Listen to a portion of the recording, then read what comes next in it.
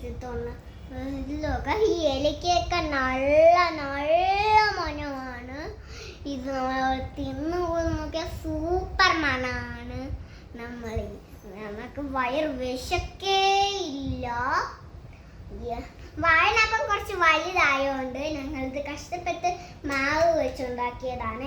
പിന്നെ ഇലയും വെച്ച് തേങ്ങയൊക്കെ പൊതിച്ച് ഇതിനകത്ത് വെച്ചിരുന്നിട്ട് ആ ചൂടാക്കിയ വെള്ളവും പിന്നെ ശർക്കരയും വെച്ച് നമ്മൾ ഇത് ഈ സ്റ്റിക്ക് വെച്ച് കുത്തി ആ ഇല ഇങ്ങനെയൊക്കെ ആക്കിയതാണ്. അപ്പൊ അങ്ങനെയാണ് ഈ ഇല ഉണ്ടാക്കിയത്. കണ്ടോ, ബാക്കിലൊക്കെ സ്റ്റിക്ക്. അങ്ങനെ നമുക്ക് ഇത് അടുപ്പിൽ ചൂടാക്കി വെച്ചിട്ടുണ്ട് അടുപ്പ്. എന്നിട്ട് നമ്മളിത്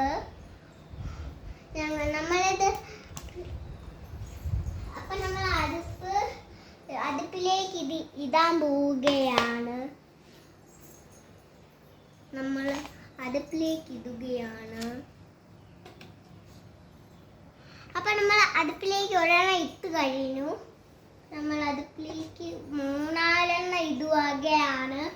അപ്പൊ നമ്മൾ 3-4 ഇട്ടിട്ട് നമ്മൾ ഇതൊന്ന് വേവിക്കാൻ വെച്ചിരുന്നു. അത് വേവുമ്പോൾ നമുക്കങ്ങ് എടുത്ത് പകർത്തിയിട്ട് നോമ്പിന് വെക്കാം.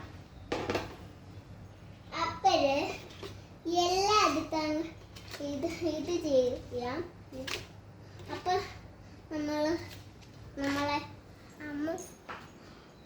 നമ്മൾക്ക് ഇതാണ് നമ്മളെ ഇതെല്ലാം വെക്കുന്ന ഒരു അടുപ്പ്. അപ്പൊ നമുക്ക് ഇതെല്ലാം ഈ അടുപ്പിലേക്ക് വെക്കാം. നമ്മൾ 3-4 അടുപ്പിലേക്ക് വെച്ചിട്ടുണ്ട്. 2 കൂടെ അടുപ്പിലേക്ക് വെക്കാൻ ഉള്ളത്. അപ്പൊ നമ്മൾ അടുപ്പിലേക്ക് വെച്ച് കഴിഞ്ഞു. ഈ പാത്രം ഒന്ന് കഴുകാൻ വേണ്ടി ഈ ടേബിളിൽ വെക്കാം. അപ്പൊ നമ്മൾ ഇതൊക്കെ മൂടി വെക്കാൻ പോവുകയാണ്. അപ്പൊ നമ്മൾ മൂടി വെച്ചിട്ടുണ്ട്. നമ്മൾ മൂടി വെച്ച് കഴിയുമ്പോൾ ഇനി നമുക്കൊരു വെയിറ്റ് ചെയ്യാം. ഇനി നമ്മൾ വെയിറ്റ് ചെയ്യുകയാണ്. അത് റെഡി ആകുമ്പോൾ നമുക്ക് എടുക്കാം.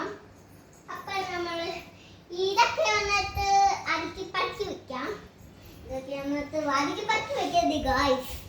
അപ്പൊ ഈ കസേരയിലേക്ക് എന്താ ഇങ്ങനെ ഇട്ടൂതേ. Sorry guys. അപ്പൊ നമ്മൾ വെയിറ്റ് ചെയ്യാൻ പോവുകയാണ്.